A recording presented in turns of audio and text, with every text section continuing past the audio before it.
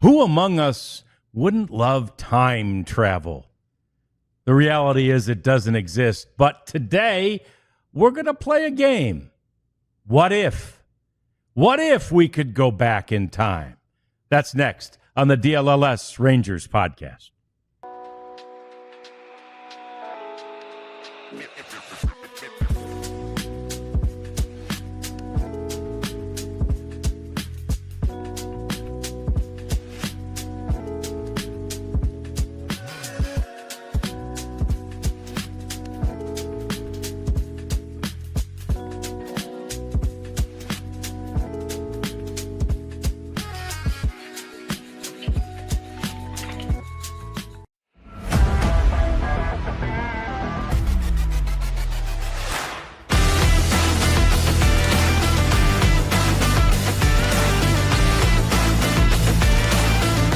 Yeah, let's get to the top 10 what-ifs for your Texas Rangers. I hope you caught the Cowboys show on Tuesday night and the Stars show last night. And, of course, the Mavericks show comes your way tomorrow. But we're the Rangers show. John Radigan here with Jeff Wilson. It's the DLLS Rangers podcast. We've got the queen here, Kat. She is taking care of all of these graphics, which you'll see throughout the show. Not an easy thing to do, but we're awfully glad to have her here, and we're always glad to have you here as well.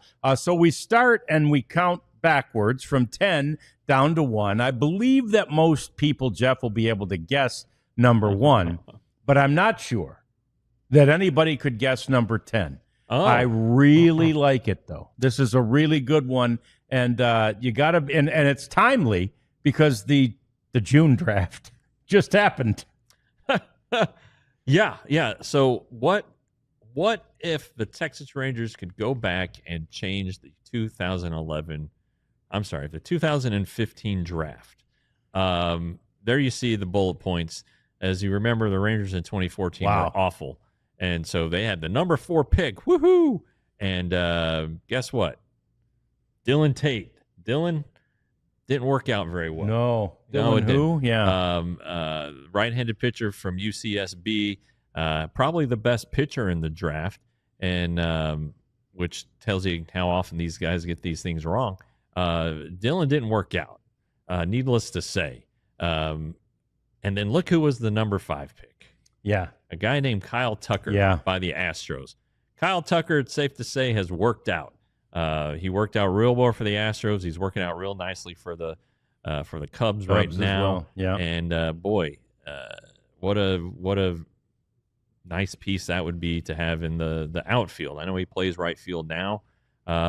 Maybe he was a left fielder when the Rangers brought him up. If they had selected him, who knows? Sure. Where he would have landed, but.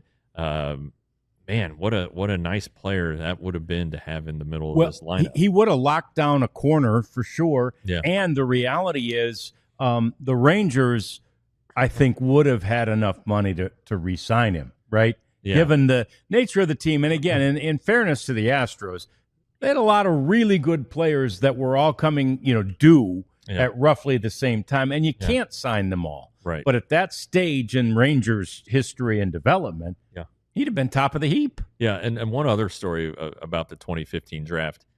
In 2014, the Astros failed to sign their first round pick. So they got a pick, the second overall pick, because they couldn't sign the first overall pick. And with the second overall pick, they selected Alex Bregman.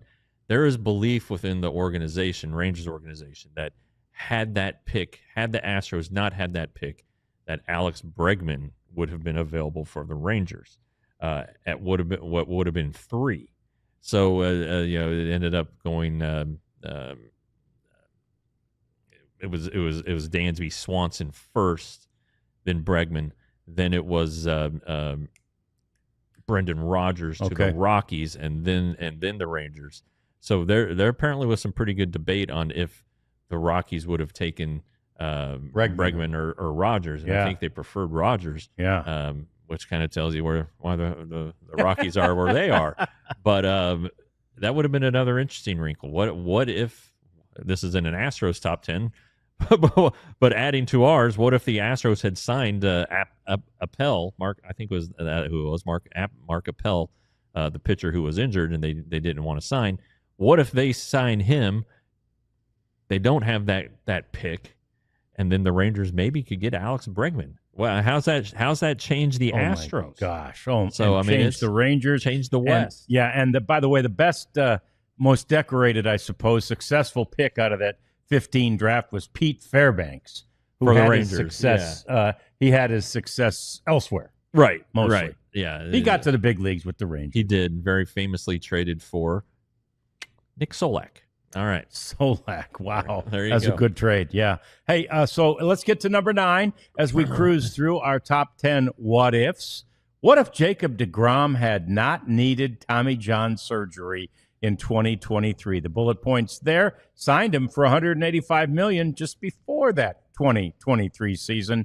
Got only 6 starts in, didn't make it out of April, and didn't pitch in the title defense season until late September. So basically, missed the better part of 23 and 24. Yeah. And I think if Jacob deGrom had not had to have Tommy John surgery, the Rangers would have won 2 World Series in 2023. Is that possible? They would have won it better in 20. I mean, the reality is they won the World Series. Like, right. Man, if they hadn't, right? If they had fallen just short, if somebody's ace had just shoved, right?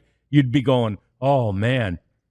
But as it is, they did it amazingly, Jeff, without him. Yeah, those 6 starts that he made, the Rangers won all 6 of those games. So Jacob deGrom was a vital contributor to the 2023 team, considering they won their playoff spot by 1 game. Without Jacob deGrom, they don't make the playoffs, you could argue. If he stays healthy, it's a different journey. They don't have to. They likely win the division. They don't have to go to Tampa and have the tough road. They went to, pun intended. Yeah, they were Seattle. I mean, before that, I think Anaheim, Seattle, Tampa, Baltimore. Right, I mean, they just kept going. Staying on the road forever. Yeah. Won all of their road games in the postseason, and so again, it worked out. And then not having him last season, this team, had its issues last season, but the rotation wasn't terrific last year. No, not at all. So if you put Jacob deGrom in the middle of that thing, is he able to help keep games close? Kind of like this first half. Right. The offense sputtered last season, not as badly as it did in the first half of this year, but the offense just wasn't there. And what if Jacob deGrom is in one of those rotation spots? What if, and holding it down, and he and Eovaldi again are forming this terrific 1-2 punch. Are they a playoff team? Do they? Because the division wasn't great last year. No, the division was not great. I think, did the Astros even win 90 games and won the division? Yeah. So is there an opportunity for the Rangers there to be better with Jacob deGrom? Yeah, and then there's no doubt, like any team is better with Jacob deGrom. Right. The question would be, could they have won the division? Because again, last year they had the offensive issues that continued into this year, but any team that's out there is better with Jacob deGrom, and I think it really would have been fun too, as we've learned how much fun it is to watch Jacob deGrom. But Jeff, they always talk about when you face hitters, your adrenaline goes up a little bit, and then when you face opponents, it goes up a little. And if there's a third deck, right, so you're not in the minor leagues, it goes up a little bit. And we know that in the playoffs, it goes up a little bit more. Right. So Jacob deGrom in that setting, to me, I think would have been so much fun to watch. 100%. And look, make no mistake, as the Rangers sit here a game under 500 at the All-Star break, they still think they're contenders. Yeah. And they still think if they can just get in the tournament, sure, Jacob deGrom and Nathan Eovaldi in a short series will be hell on whoever they're playing. They will. It gives the Rangers just an enormous advantage to have those guys who you're probably not going to beat them twice in a row. I know the Rangers felt that way about Hamels and Darvish in 16, but to let's say the Rangers win let's say they're the third wild card team. All right, they go face the worst division winner. Could be the Astros. Could be an East team. And it looks like the Tigers are. Yeah, they're probably going to run away. But anyway, it's a 3-game series, and that team at home has to beat DeGrom and Eovaldi twice. Right. Yeah. It ain't happening. No. I mean, the worst they're going to do is split, right? In the first two and force a third. So anyway, very interesting and very fun to think about what if on Jacob DeGrom. But let's get to number 8. What if Bruce Bochy had decided to stay retired? GM Chris Young wanted an established manager. CY played for Boch in 2006 in San Diego. The only other candidate interviewed was Tony Beasley, although, Jeff, I believe that was because it was not a 2-horse race. Right. It was a 1-horse race. That was a courtesy interview to Bees, who's a great guy. Everybody loves him. He's still with the organization, still coaching, and he was the interim manager. So all of those things factored into that. But the reality is, honestly, I think if Boch had decided not to come back, if he had, CY hadn't been able to talk him into coming back, they would have gone and gotten somebody different than Bruce Bochy. Yeah, but CY wanted a guy who'd managed. Yes, he wasn't looking for a great bench coach. Right. He was looking for a guy who would command respect. He replaced Chris Woodward, who was the third base coach for the Dodgers, and is a hell of a guy. I love Chris Woodward. Great guy. Fun, great energy, but he'd never been a manager. Nope. And nor had the guy before him. That Bannister. Right. Correct. And nor had Ron Washington. Well, good point. If we want to go back even that far. That, and maybe that had been the John Daniels thing where, a lot of people had speculated, who are critics of JD, that he hired these guys who would be more open to his suggestions, deferential, and wouldn't want to butt heads with their baseball opinions. The openings that year, the White Sox had an opening. They hired Pedro Grifol, and that didn't last.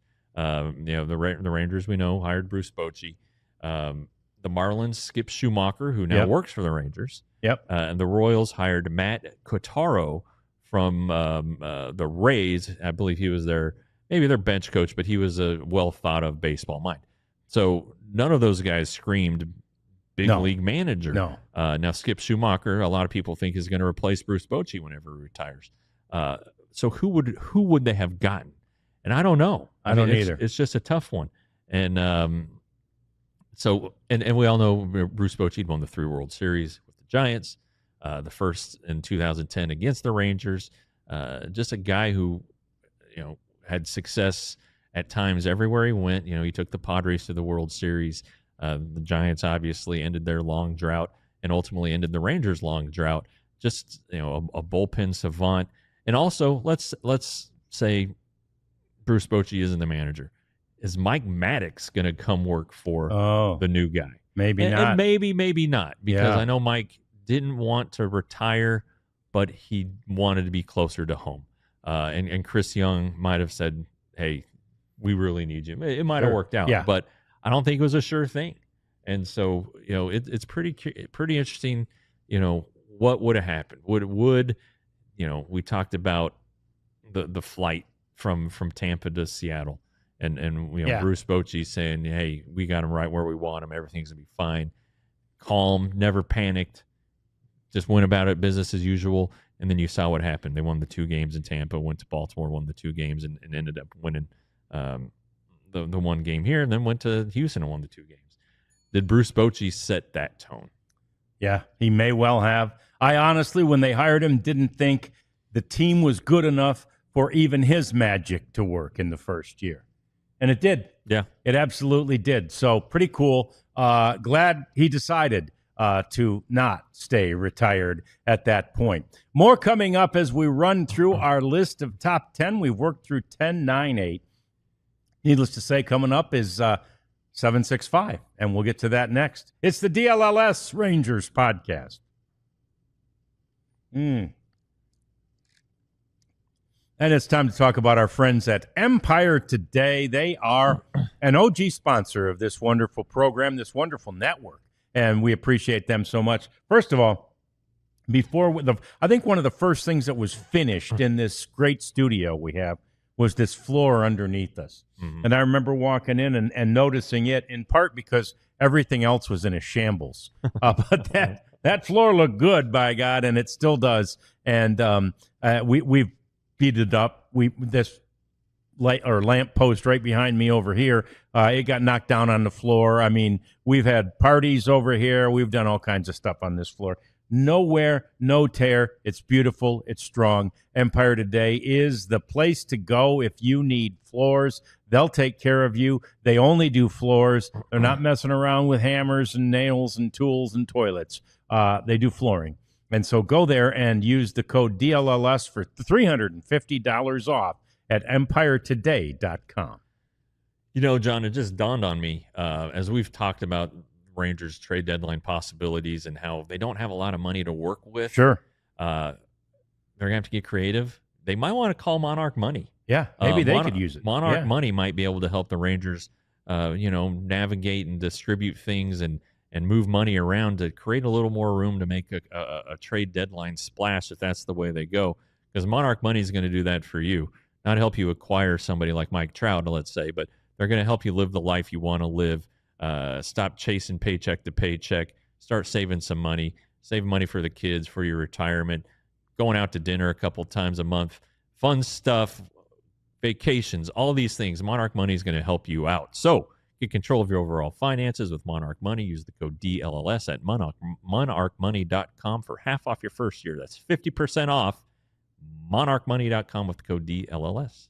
Yeah, it's a great code to use for so many different products as we continue to count down our top 10 what-ifs in Rangers history.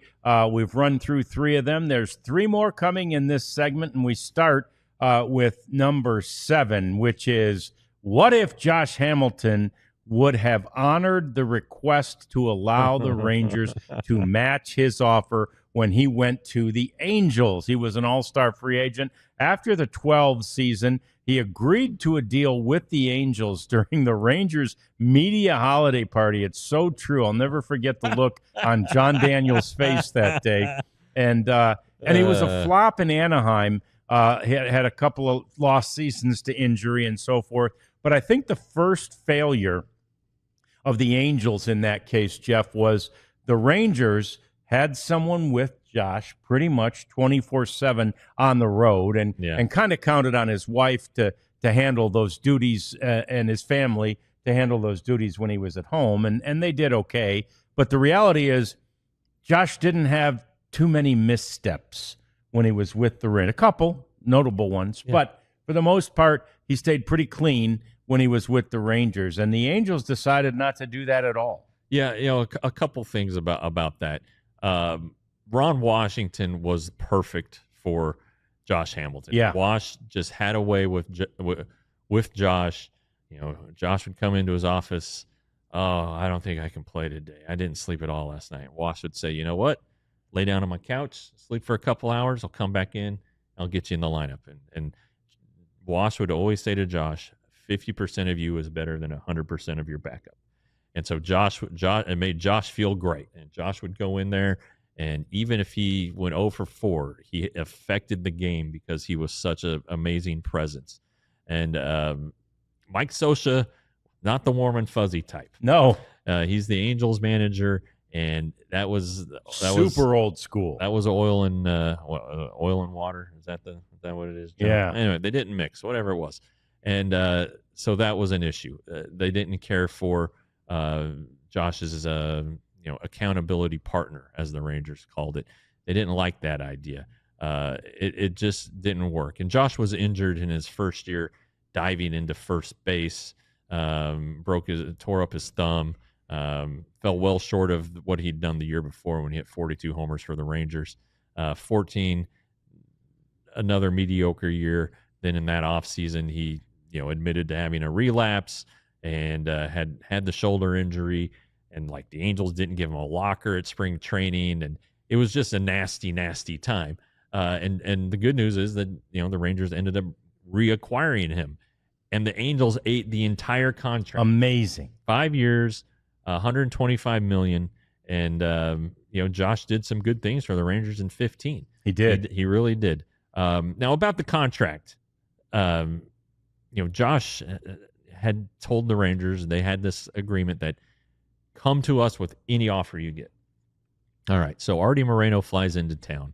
At the time, I think Josh was living in Westlake, and Artie basically said, this is your offer, take it or leave it. If you don't take it by the time I'm ready to leave, it's off the table. And so Josh and Katie Hamilton, who I'm sure really liked the offer, of course, said they agreed to take it. We had visited a children's hospital that morning, and in Fort Worth, and we were at the Omni Hotel in Fort Worth, downtown Fort Worth, having a media gathering, media lunch, and the story kind of popped up on Twitter, and then all of a sudden John Daniels is out of the room, and it was a long hallway to the other end of the building, and you could just see John Daniels absolutely fuming. He was pacing, so mad, and we tried to talk to him afterwards. He gave us the time, and it really was hard for him to talk.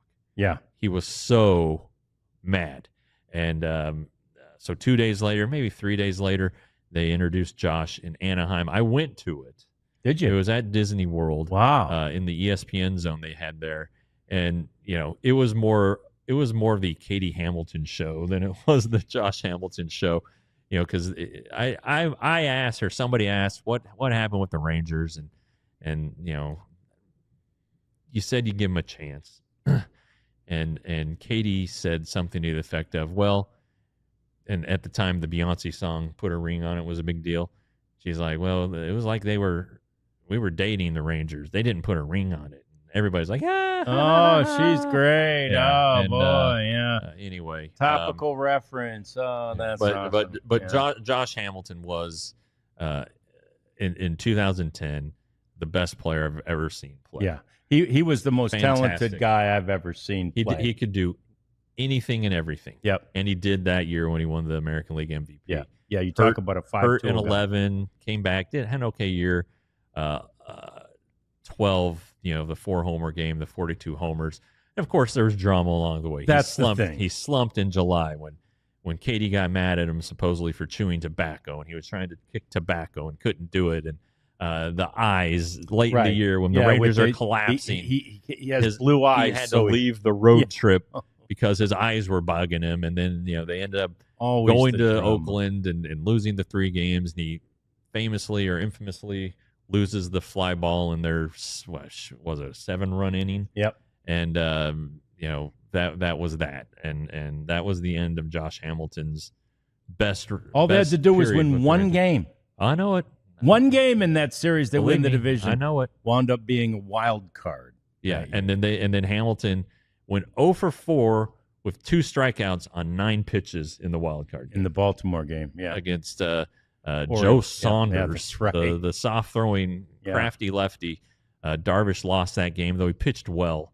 But so that was that was something else. Can you tell we're fired up about that one? We don't have as much time now for these next 2, but the next one is, what if Mark Cuban and his consortium had won the auction instead of Ray Davis, and at the time, Nolan Ryan and all those guys.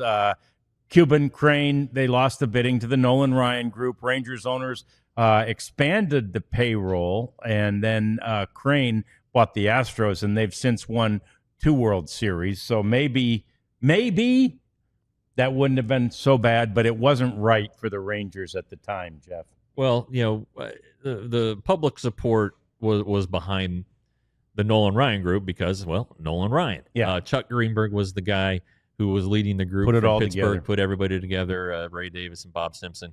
Right away out of bankruptcy, the payroll doubled. Chuck had negotiated a wonderful TV deal with your friends at Fox. And was going to pay the Rangers handsomely, and it did, and they signed Adrian Beltre, and all that stuff was cool. And they were good. In 12 and 13, they were good. 14 awful, 15, 16 good, but the payroll started to get scaled back. They didn't make the big expenditures. You saw some shorter term deals, 1 and 2 year deals for guys who might have been over the hill a little bit at the end of things. But then Nolan was gone, right in the middle of 13 after basically, depending on who you listen to, tiring of John Daniels or telling Ray Davis it's me or him, and Ray Davis chose John Daniels. However you want to look at it, and Nolan has only been back a handful of times for some ceremonial first pitches, and so that's kind of disappointing. He did go to the Astros, join his son Reed. Jim Crane had bought the Astros and hired Reed Ryan, and then you wonder about the Cuban effect. You talk about how player friendly he is to the Mavs, with the kick-ass lockers with the TVs Sure. and the PlayStations and all of that. Would players, more free agents, have wanted to come to the Rangers, and how would Mark Cuban have operated without a salary cap? Would he have just been like, all right, let's sign him, this, that, and the other? I'm not sure, but it's an interesting what if for sure. It really is, and it does beg that question, because obviously Nolan would not have been a part of that one. It's funny too, I think Cuban would have tried to keep him on, but I don't know that Nolan and Cuban would have worked right. together. No, that's the thing. I think Nolan would have let himself out the door, right? Yeah. Because he was involved. He had, again, for most people, significant money in the Rangers ownership group at that point. Yeah. So I don't think he would have wanted to stick around and be a part of that. So, all right, next up, we'll go quickly through our next one, which is, what if the Mark Teixeira trade had never been made? Rangers offered an extension to him before the deadline. He's, of course, a Scott Boras client. Deal with the Braves produced 4 big leaguers: Andrus, Harrison, Feliz. They were all all-stars for top teams, including the Rangers. So that is a pretty good one, and it's kismet. It's fortunate that he didn't sign and that the Rangers did what they. It's the best trade.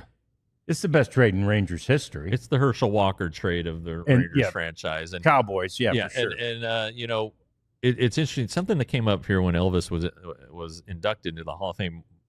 Michael Young said that the group of players there, veteran guys, they were good players, but they'd kind of gotten stagnant. Yeah. And Elvis came in and brought energy. Mark Teixeira and Ron Washington did not get along. Nope. So it might have gotten ugly there in 2008 when the Rangers opened so poorly. Would Wash have lasted? Would Mark Teixeira have been pushing Ron Washington out the door? Obviously, it worked out for the best. Elvis was an all-star, one of the best Rangers Hall of Famer.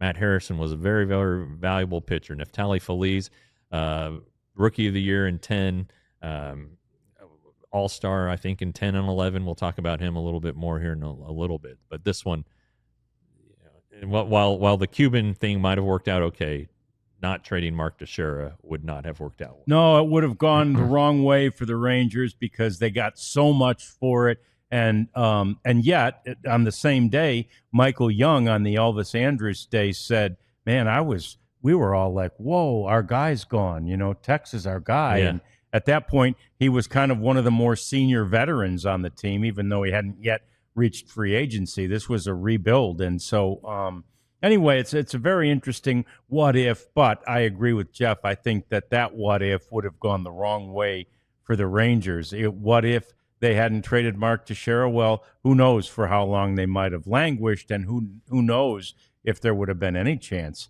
to make it to the World Series 2 years in a row and almost win it in 2011. We get to that one, as you can well imagine, that what if, a little later on in the program.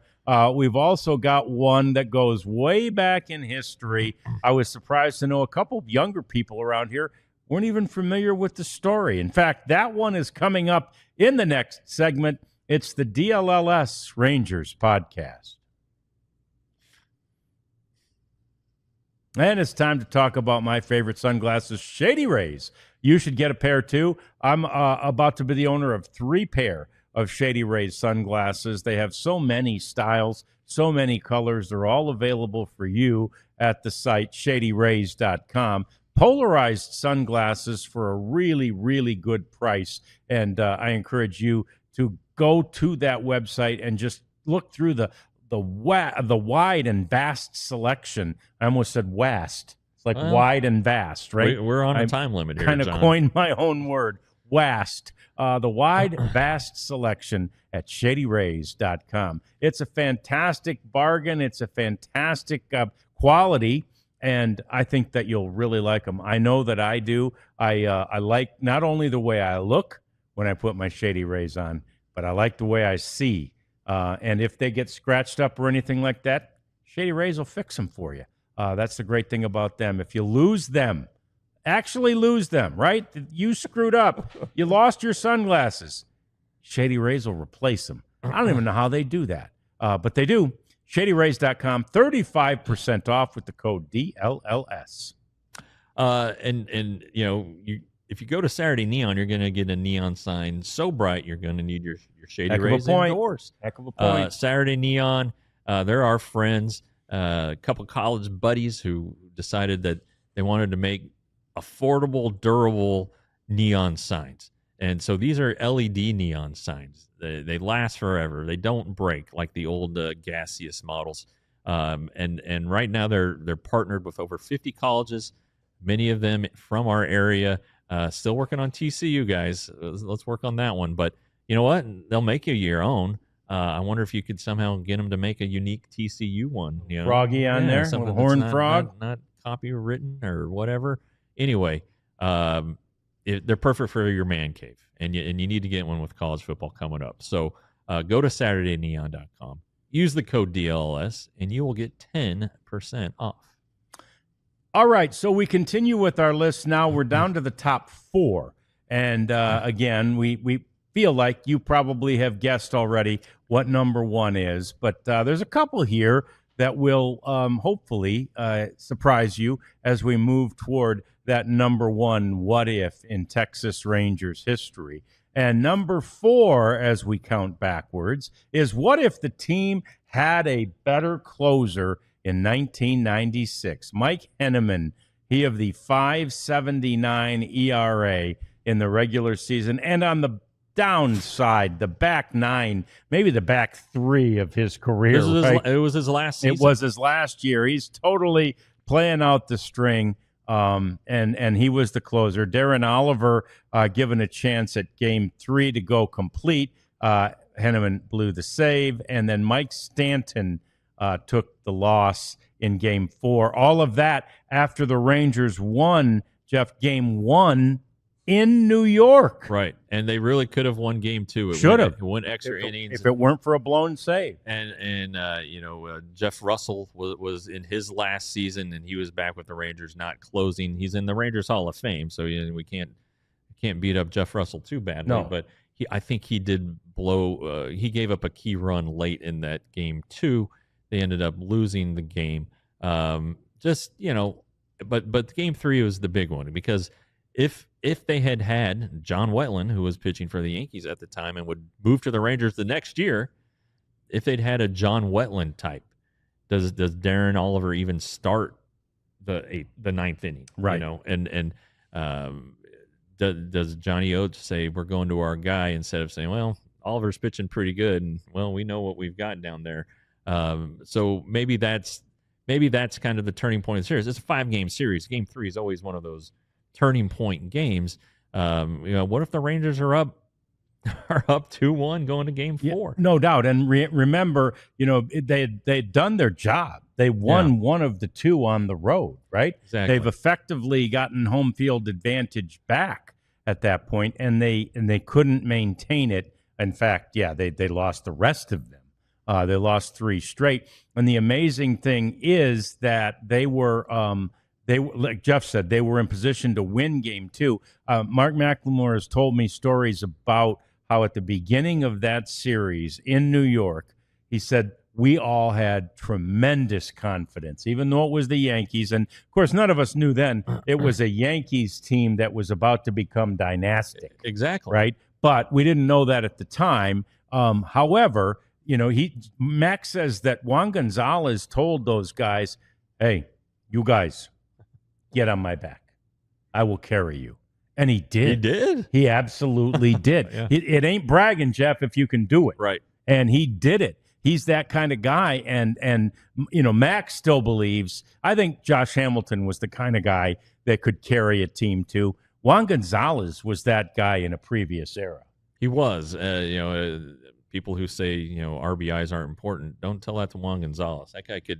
That guy would get a run home no matter the situation. 100%. And he hit the 2 homers in game 1. Yep. Also homered, I think, in 2 and 3. Yep. If I'm not mistaken. But anyway, from a baseball perspective, what if the Rangers win that series? Right. Because the Yankees fell behind 2-0 in the World Series to the Braves and came back. And that was kind of like the start. They won. They didn't win in 97, but they won 98, 99, 2000. That 4 and 5 years. Damn near won it in 0-1. Lost on a walk-off in the bottom of the 9th inning of Game 7. How would baseball have changed? The history of the game. Joe Torre doesn't have 4 World Series. Right. Just kind of it's a big what if for the Rangers, obviously, and there's no guarantee that they're going to win the next series. No, but if the Yankees get eliminated after the Yankees had turned away from Buck Showalter to Joe Torre, and the way George Steinbrenner would run through managers, would Joe Torre have hung on very long? Because they didn't win in 97 either. No. He probably wouldn't have made it to 98. So you're probably right. What happens to the Yankees if the Rangers are able to have a shutdown guy who goes out there and closes the door and wins the series? Yeah, and amazingly, as Jeff mentioned, the Rangers obviously recognized Doug Melvin was the general manager at that time, and he recognized the need for a closer, so they went out and got John Wetland from the Yankees because they had a young guy up and coming called Mariano Rivera. Yeah. So that was probably going to work out pretty well for them. Worked out for both teams. Yeah, it worked. Yeah. It did. And it did work out for the Rangers. It did. They didn't make the playoffs in 97 either, but they made them again in 98, winning the division, and they made them again in 99, winning the division. And John Wetland, despite his legal difficulties here of late, remember, he is in the Rangers Hall of Fame. He is. Not sure he should be. I think he was innocent, though. Right? Yeah. Wasn't he found not guilty? Yeah. The case charges were dropped, so let's make sure that's clear so we don't get sued. Yeah, okay, good. Very good. So, that 96 team was so much fun. Kevin Elster at shortstop with 90-some RBI, 99 RBI. Yeah. Unbelievable. And he was hitting 8th or 9th in the batting order. Exactly. Almost every day. So, really a phenomenal season and one that nobody expected. Just a couple of years at that point into the new ballpark in Arlington. So, that's a pretty good what if. Here's a really good what if. What if David Clyde had been allowed to develop the first overall pick out of the 1973 draft out of the Houston High School, 18-year-old, makes his major league debut only weeks later, and his career was derailed by injuries. Only 40 starts for the Rangers. This is a big what if. Now, 73, Jeff, is an era when pitchers and players were not only in need of time to develop, but in those days were given it, right? Right. But the Rangers were not in a position to give David Clyde that time to develop because why? They were brand new to town and they weren't selling any tickets. And the owner at the time, Brad Short, said, Bob Short, thank you, said, damn, we need to put butts in the seats. Yeah. Let's bring the kid from Houston up. He had been a phenom you know how we are about high school sports in this state. Right. He had been a phenom at the high school level, strike everybody out, just had an unbelievable season. And they said, look, he's had this great success in high school. Bring him up. Yeah, and by God, they did. It was 3 weeks, I believe, from the day from the draft. And man, and he pitched okay. He did. He did. He really did. He came outside and he pitched all right. Now, as I recall, the initial goal was achieved because they had a great crowd. They did. If I'm not mistaken, 100%. They delayed the start of the game because people were still trying to get into Arlington Stadium. And he went out and they faced the Twins, and he ended up as the winning pitcher in the game. But yeah, as things went along, it became pretty clear that he wasn't ready. Injuries, like we said, he didn't pitch for 2 seasons in the major leagues. Right. He was out of the majors in 76 and 77. He ended up landing with the Indians, where he had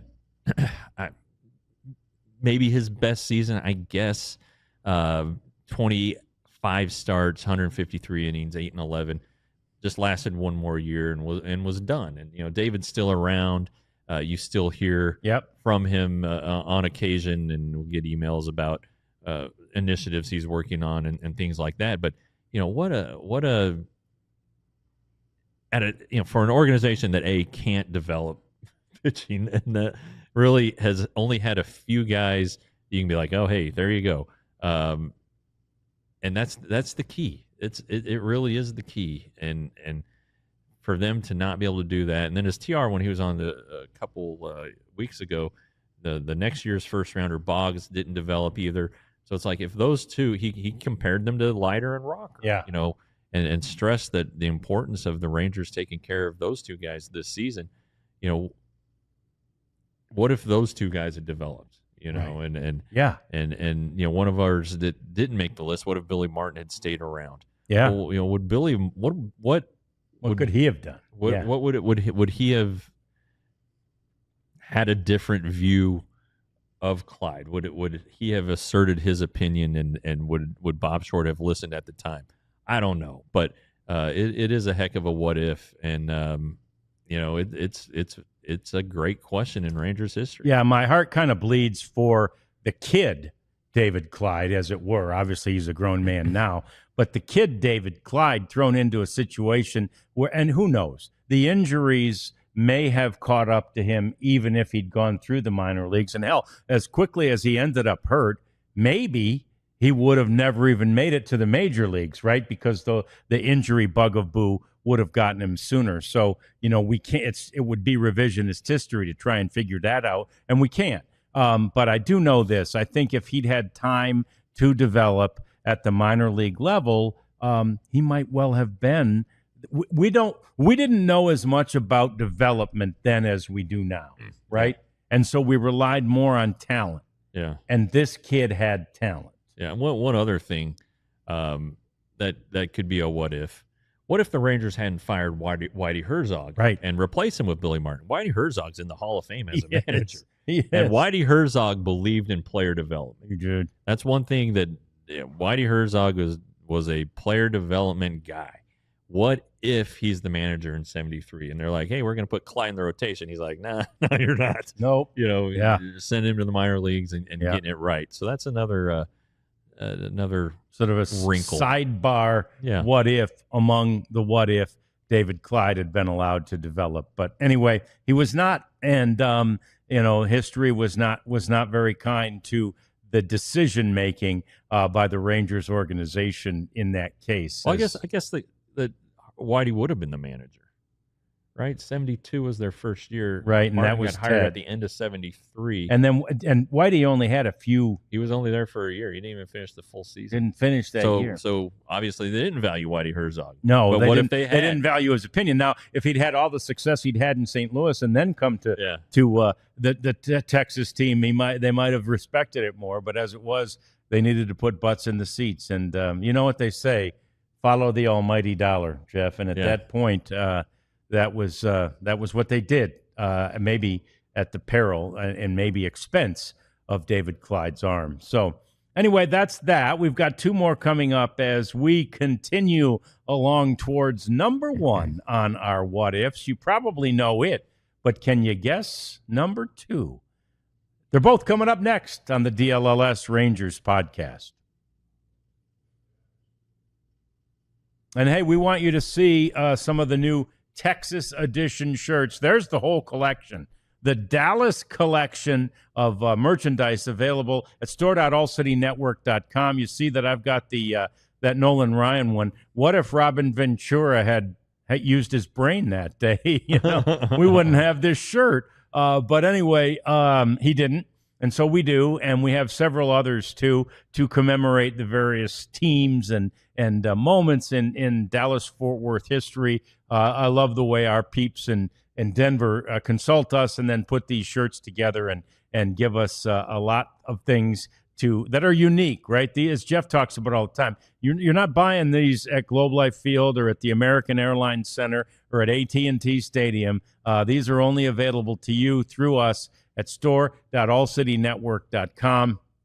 That's our newest edition shirts, and there's a whole bunch of other ones out there too. So go to store.allcitynetwork.com and get your merchandise today. Yeah, and you get a free one.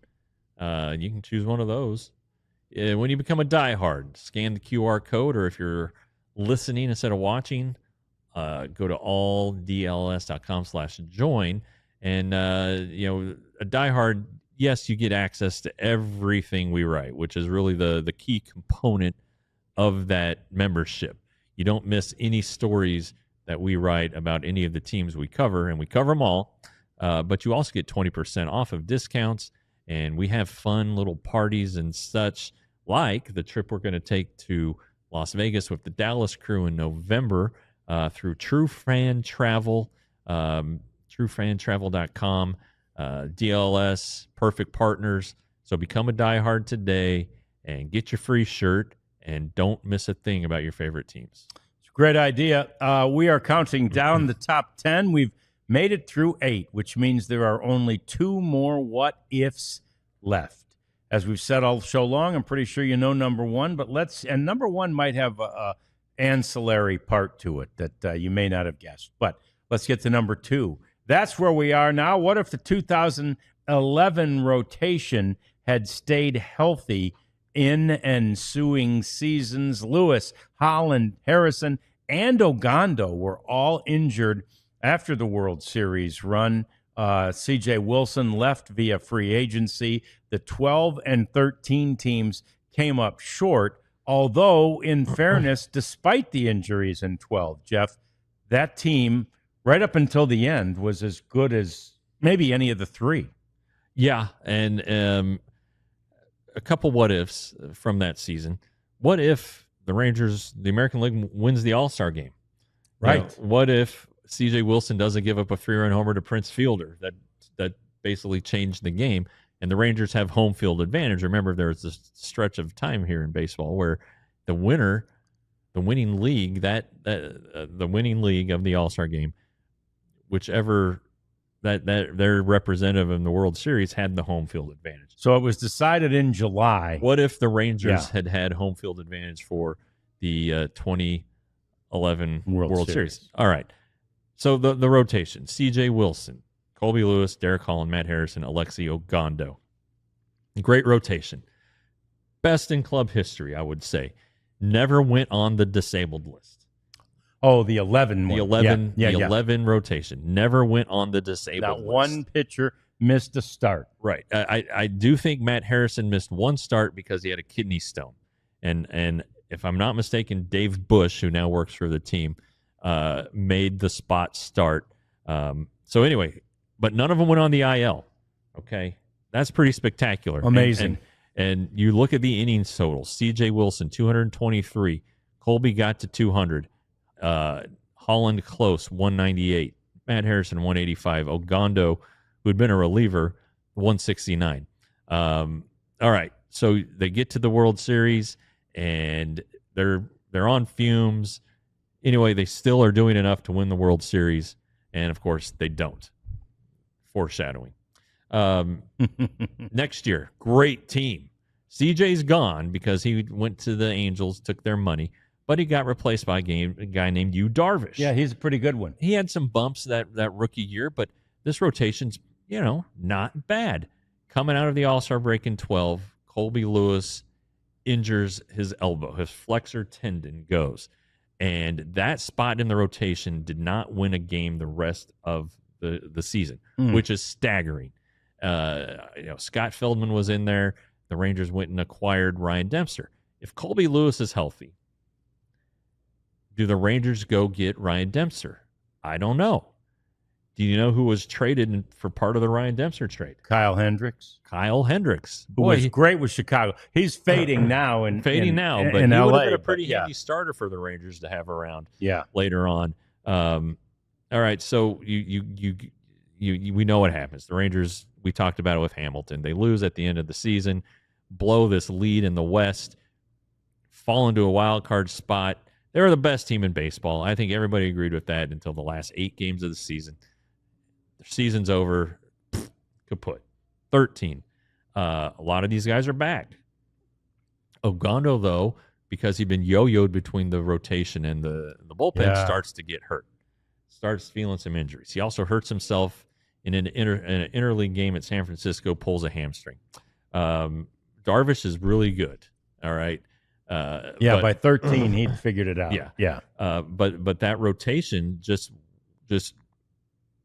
wasn't quite the same because Colby wasn't as good as he's been. He didn't pitch at all in 13, and so because he also had a hip injury at the time. So if Colby's falling apart, Ogando not a full season. Harrison's come into his own, and then Holland. Gets hurt in the offseason. What happened? Tripped on his dog, I heard. What happened? Well, Wrigley. Only Derek and the late Wrigley know. Yeah. But the fact of the matter is he wasn't around. Now 14 was a disaster. It was a train wreck. Nobody would have helped the Rangers. Sandy Koufax and Randy Johnson and Greg Maddux and Pedro Martinez wouldn't have been able to help the Rangers because they were so depleted offensively. But it didn't help that a young fella named Derek Holland was not healthy. Right. And he was a young up and coming guy. Everybody loved him. And after that 13 season, it was just trouble. Was 14 the year that they started on the road and they were trying to save Derek to start the home opener, and between the start of the season and the home opener he got hurt, or it became clear that he was hurt. Okay, I'm trying to put that was, or was that was 15. 15, okay. 15, yeah. If I am not mistaken, that was 15. It was a shoulder injury, a subscapularis. He came out in the first inning and was throwing like 85 with his fastball, and they're like, "Oh, we think something might be wrong with Derek." Yeah. And they were right. Yeah, were they ever? And so, anyway, the point being, this rotation, had the Rangers had it to, a semblance of it, and had these guys not started getting hurt in 12 and in 13, when they lost a tiebreaker to get into the postseason, right? This is a team that was theoretically bidding for 4 straight World Series appearances, and in 12, everybody thought they were going to win it. They did, and all season long, and then it just didn't happen. And these injuries turned out to be one of the biggest overlooked things, I think, in the history of the franchise. If this rotation stays together, what happens? And so that's just a giant what if. That is what if. And now our number one what if. You guessed it. What if Nelson Cruz makes the catch and, sidebar to that, / the bullpen doesn't fold? Rangers were 1 strike away from their first World Series twice. David Free's 2-out line drive to right turned into a game-tying triple. Neftali Feliz melted down. Scott Feldman lost the lead in the 10th after Josh Hamilton had regained it for the Rangers. And, oh, my gosh, it is the bane of so many Rangers fans' existence, Jeff. Yeah, it still stings even in light of the World Series in 2023. It does. The first one in club history, as we've spoken about earlier. Unexpected, wonderful celebration, triumph. The city was so the area embraced it and loved it, and just it was great, and it was fun to be a witness to. Yes. I was a witness to Game 6 as well. Yeah. and that one wasn't as fun. The Rangers went ahead. They were leading 7-4 going into the 8th inning. The Rangers brought in Derek Holland, and it was 7-3, and they brought in Derek Holland, who had pitched well, obviously, in Game 5. He gives up a home run to Alan Craig. 2-run homer. And it makes the score 7-5. So it was 7-4, and it became 7-5.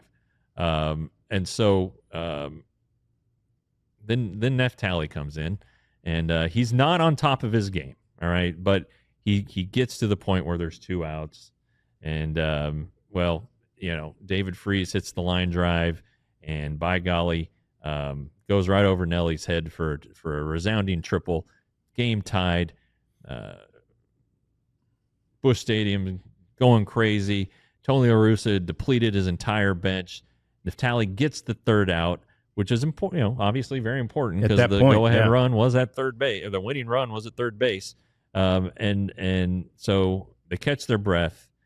St. Louis brings in their closer, Jason Mott, Josh Hamilton, 2-run homer, and everything's going just great.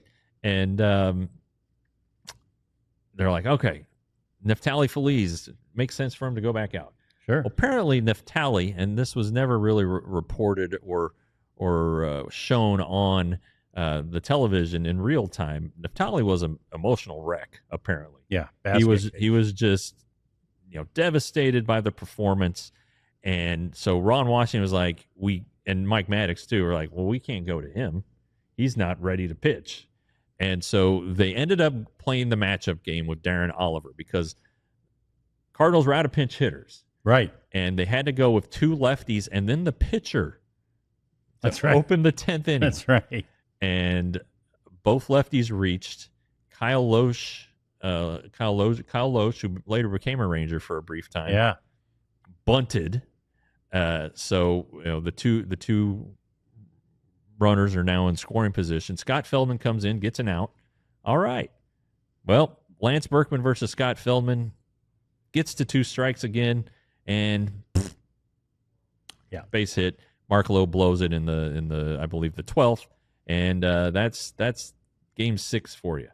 A couple things. Nelson Cruz has since said that he moved in because he wanted to be able to throw the runner out at home. He did not stay back. The Rangers had him playing deep, no doubles, and it didn't happen. He moved in on his own. So people who complain about Ron Washington and Gary Pettis, who's the outfield coach, not subbing out Nelson Cruz for Indy Chavez. That's kind of your answer there. This was something that Nelly did on his own, and we love Nelly. Nelly is a great human. Was and a had hell a of phenomenal career. Hell of a player. Yeah. And a development success story, late development. You never know when these guys are going to bloom. He just made a bad choice there, and it ended up costing the Rangers the World Series. Yeah, none of us want to be remembered for our worst mistake ever. So that's one answer to the what if, too. If Nelly had, in fact, caught that ball, obviously the Rangers would have won the World Series, but he wouldn't be sort of I couldn't believe he was booed when his image appeared at the Elvis Andrus Hall of Fame induction ceremony. I mean, the guy had a great career in baseball, and his time here was great. It was, and it did end, with the biogenesis situation, and it would have been real handy to have him down the stretch there in 13. But Nelly really should have been re-signed. That's another what if. What if they'd re-signed Nelly? I mean, guy finished with more than 400 career with homers. all the home runs he hits after he left here. Yeah. So another what if about Game 6. What if it hadn't been delayed by rain the day before? Heck of a point. And that really is more of a what if about Game 7. That's right. Because the Cardinals were able to go with Chris Carpenter. Yep. And so anyway, just so much, and it's one I'll never forget. It just it stings. But 2023. Let's start to move on, true. guys. But it still stings to this day, especially when you go back and relive it, as we have done, to kind of remind ourselves, watching highlights and video. And it still hurts a little bit. But anyway, that is our 10 what ifs. We hope you've enjoyed them as much as we've enjoyed bringing them to you. Don't forget, tomorrow night you can catch the Mavs what ifs at this same time.